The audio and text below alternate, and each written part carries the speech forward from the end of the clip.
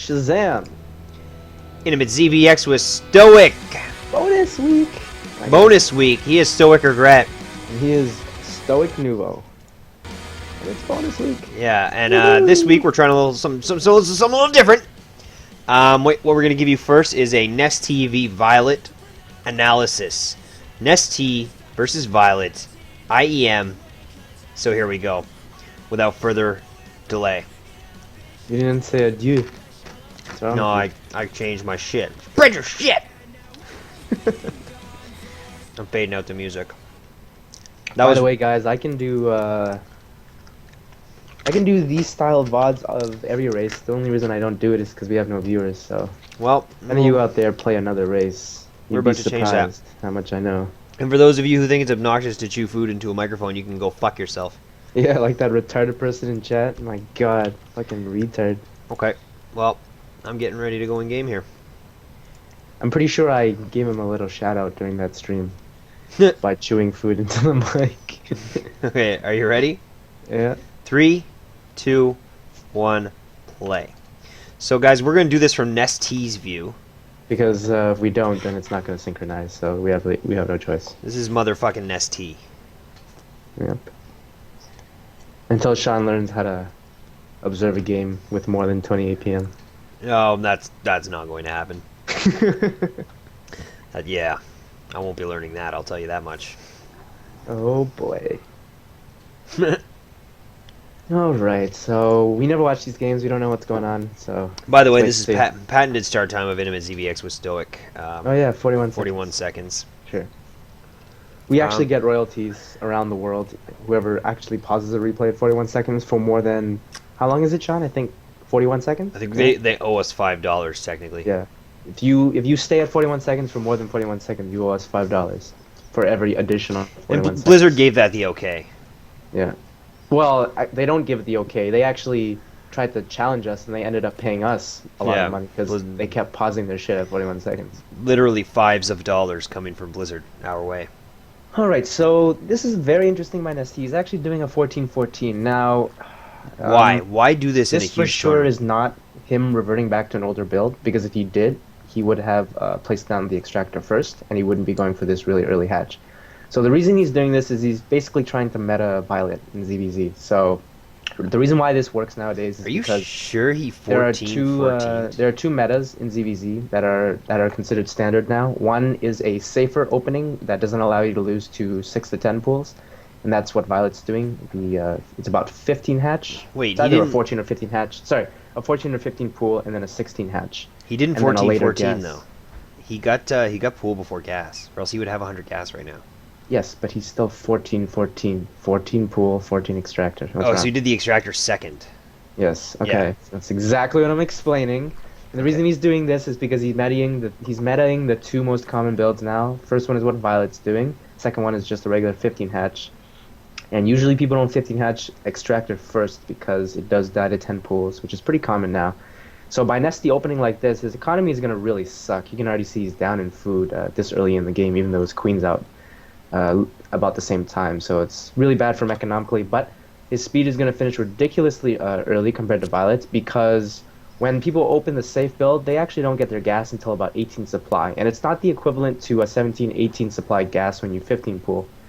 Because you're getting the pool first and your hatch after, so everything is actually delayed by almost 30 seconds. So you can see how significant this is. Violet's speed is just going to start researching when Nestea's is pretty much done.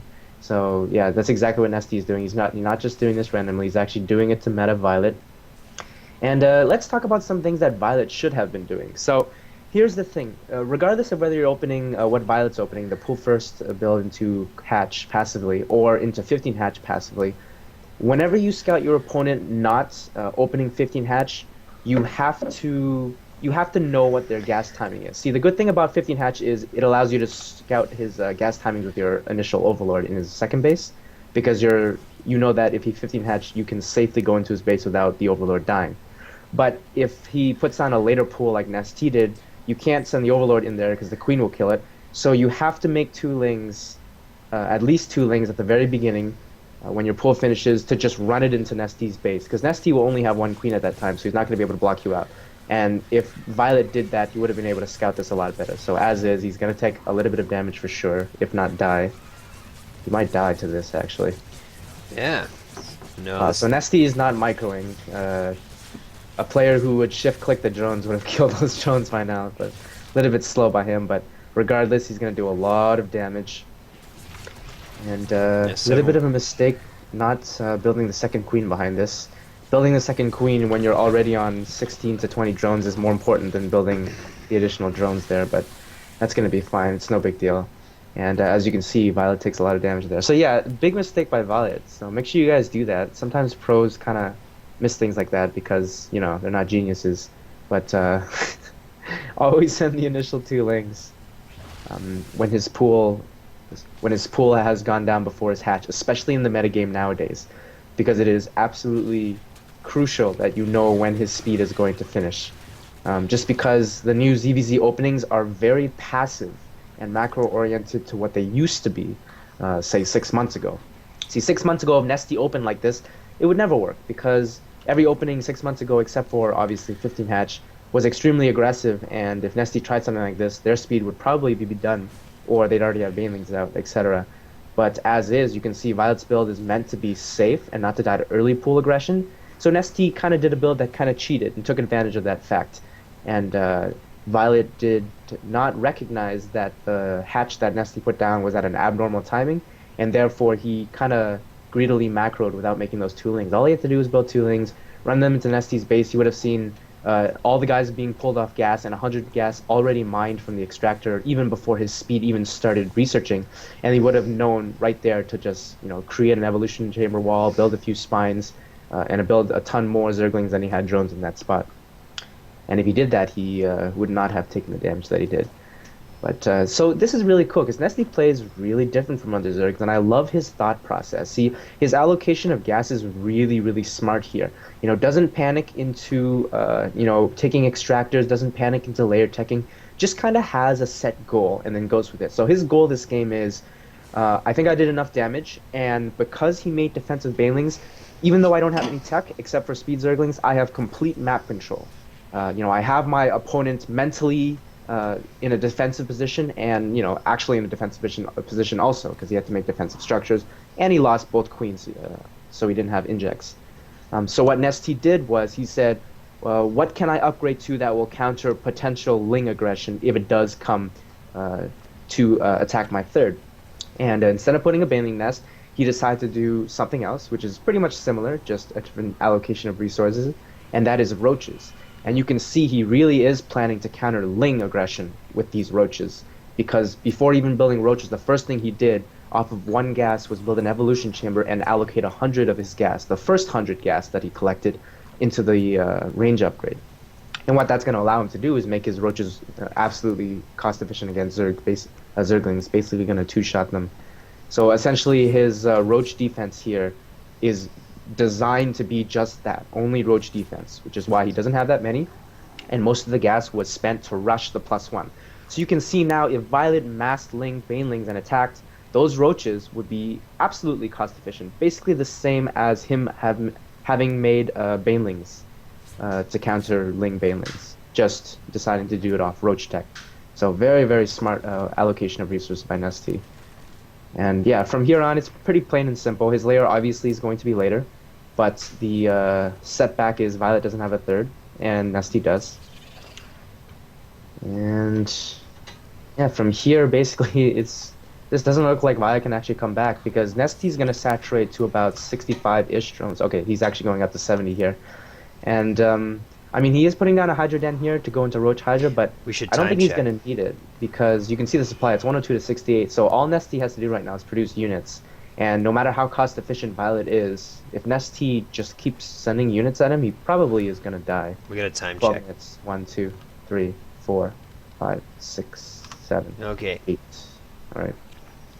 So yeah, there's probably not going to be much. I don't know. Violet actually could come back. I don't remember who wins this game. Be a pretty crazy comeback, yeah. We But it didn't would be actually a check pretty C1. crazy comeback. Yeah, exactly. Doesn't But really just- matter who wins the game. Yeah, 2 main things this game. A nice little meta at the beginning, just kind of understand ZvZ that way. Don't do it every time. The whole point of meta-ing is to not do it every game, or else you just become a cheesy player. and then every single game you play will be a coin flip instead of relying on skill.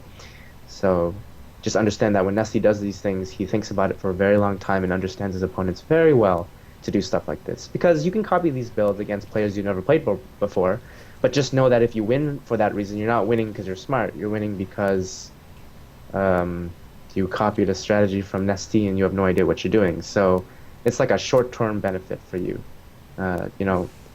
Doing something in order to learn how to win a game right there and then, and it will never benefit you after at all. So that's really not the way to improve, but it's very good to understand why he does things like this, because eventually, especially if you guys are High Masters Plus, you can create your own strategies in best of whatever series by understanding how to metagame someone, by knowing what to look for and what to take advantage of according to how they play. And the second thing in this game is allocation of resources. Just always have a set goal. Don't do things for the sake of doing things. Too many people in this game get into the rut, especially in ZvZ, of going roaches at this time for the sake of going roaches at that time. And if you ask them why, they either say, I don't know, it's just the way it's done, or they give you some bullshit reason like, this is what Nestea does. Gotta understand why you do everything, right? So have a goal. I want to take a third because I think I have map control. And what am I afraid of? What if he Baneling all-ins me with Lings here? So either make a Baneling nest to cover it, or do what Nestea does, and don't just build roaches for the sake of building roaches, because that would have been bad.